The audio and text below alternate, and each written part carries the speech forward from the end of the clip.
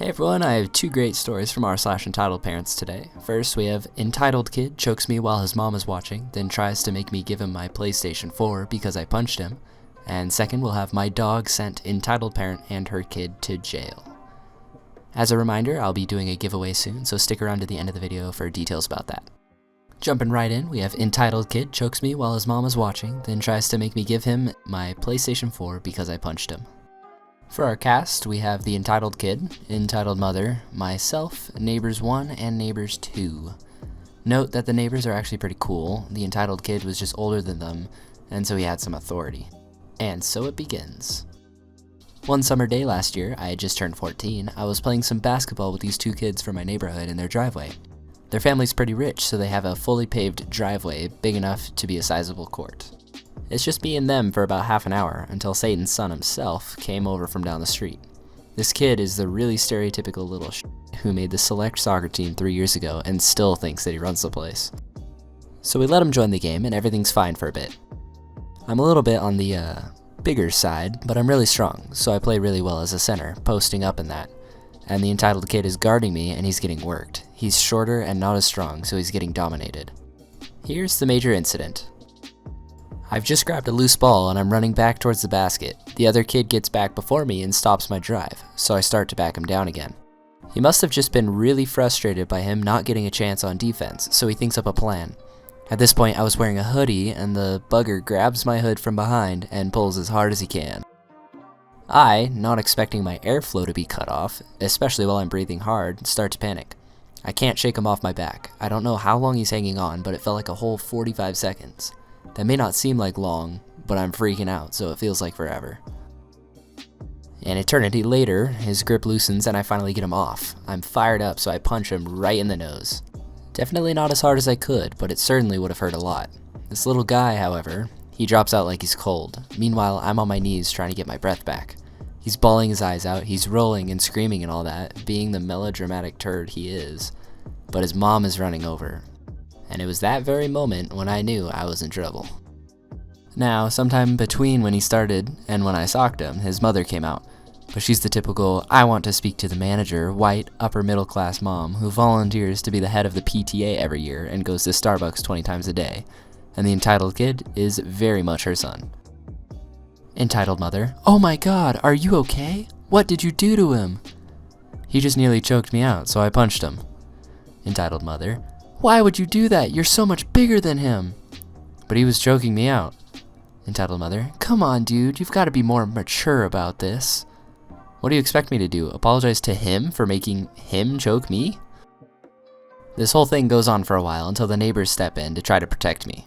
Neighbor 1, yeah, he really didn't do anything wrong. Neighbor 2, yeah, he didn't even hit him that hard. Entitled mother, but OP shouldn't be hitting people in the first place, especially not my son. Yes, she actually said, especially not my son. Neighbor 2, but it was basically a trade-off. He, entitled mother, interrupts. Why are you guys trying to protect him? You should probably go inside. You don't know what you're talking about. They keep trying to help me out, but to no avail. This just goes around for another 5 minutes before entitled kid finally gets up and limps, yes, limps back to his house. I go home because I'm sick of the situation and I'm tired. The next day, I try to go back over, but the entitled kid is there already. Neither of his parents' cars are there, so I assume that he's staying at the neighbor's kid's house until they come back. I decide to go back inside because I don't want to interact with him. A couple hours later, the entitled kid shows up at our door with his mom standing at the gate of our fence. Entitled kid, hi. I was just coming over to say sorry for choking you yesterday. I won't ever do it again. Okay, thanks. I'm sorry that I punched you. At this point, my mom comes to see who I'm talking to, and she asks what's going on. Entitled mother pipes up and says, we are here for your forgiveness gift. My what?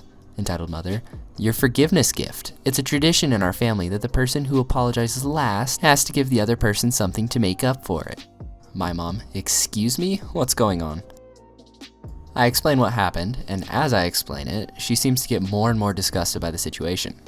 I finish explaining and turn back to the entitled kid who had tried to correct my story while I was explaining it to my mom, saying things like, he punched me twice in the face and then kicked me in the nuts while I was crying on the ground.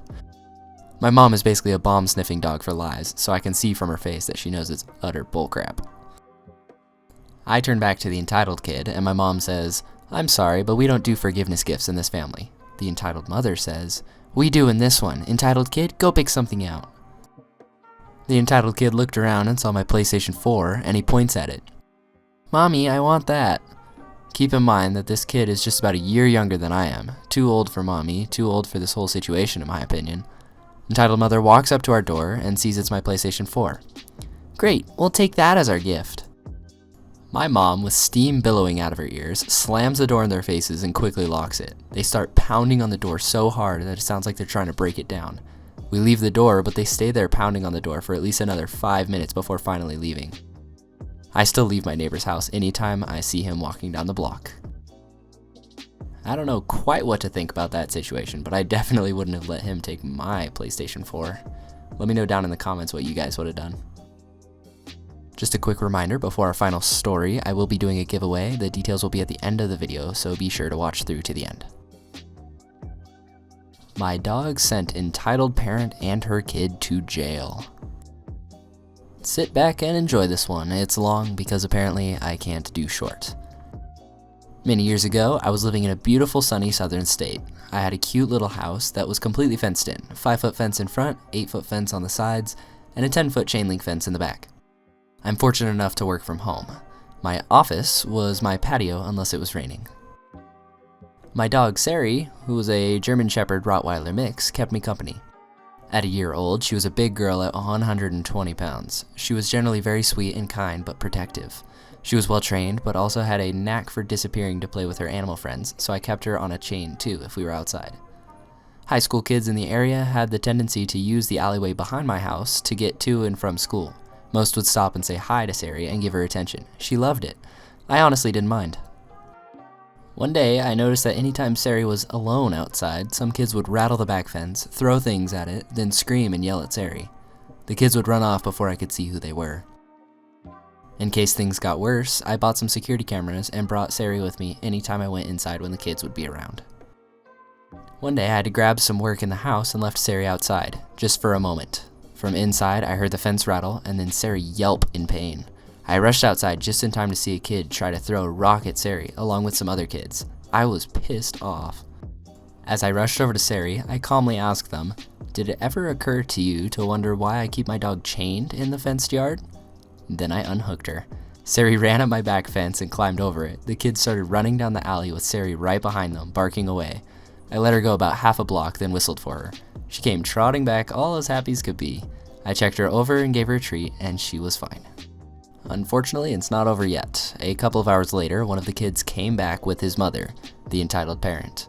Screaming, she says, "You fucking bitch, you had your dog attack my son. He was only having a fun time. He's just a boy." The kid was at least 16 years old. "You scared him. It was just a joke. You had no right to do that. I'm calling the police and having that dog fucking shot. Blah, blah, blah." I literally couldn't get a word in. And then she starts threatening me, so I called the police. The operator could hear her plain as day, even though the entitled parent was at least 40 feet from me.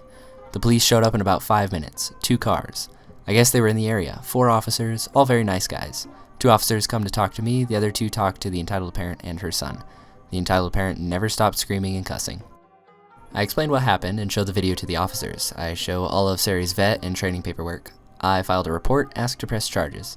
The officers are petting Sari all the while because she's demanding attention from her new friends. She has her happy face on. Yes, Sari actually smiles. The 3 of us and Sari on a leash go outside towards the other group. We're about 10 feet from them when Sari suddenly cuts in front of me to stop me and starts growling. The skin around her face went tight, making it look like a hair-covered skull. The hair on her back raises up. Sari is very scary when she's like that. The entitled parent, screaming again, "See, that bitch raised that dog to attack black people. Fucking racist person. That fucking dog needs to be put down." The 2 officers that were with me were African American. So, no. That part always annoys me, so I included it. I called back one of the officers that I had been talking to. He didn't want to come too close as Sari is showing large teeth. So I moved back towards my house. As quietly as I could, I told the officer that either the entitled parent or kid were carrying a gun. That's why Sari started getting protective. It had happened several times before. I guess to err on the side of caution, or to shut me up, he decided to search the entitled parent and the kid. The entitled parent had an unregistered gun, and the kid had a 6-inch switchblade, which was not legal in that state. So in addition to a charge of animal cruelty, they got nailed for carrying a concealed weapon, being in possession of a firearm while on probation, resisting arrest, and a couple of other charges. The entitled parent never stopped screaming the entire time this happened, and while being driven away. I don't think that's how the entitled parent or kid expected to end the day, but I enjoyed it. Even better, I never saw her or her kid again, and the kids stopped harassing Sari. Once again, folks, we end with a very satisfying case of instant karma. I hate anyone who is cruel to animals. No animal deserves any form of abuse. So yeah, there's your 2 stories for today. Hopefully you enjoyed them as much as I did. And if you did, leave a comment down below saying how much you liked it. And for the giveaway, make sure you're subscribed. At 100 subscribers, I'll be giving away an Amazon gift card to 1 lucky subscriber. Make sure you're subscribed and give this video a thumbs up if you liked it. Thanks for watching. See you in the next one.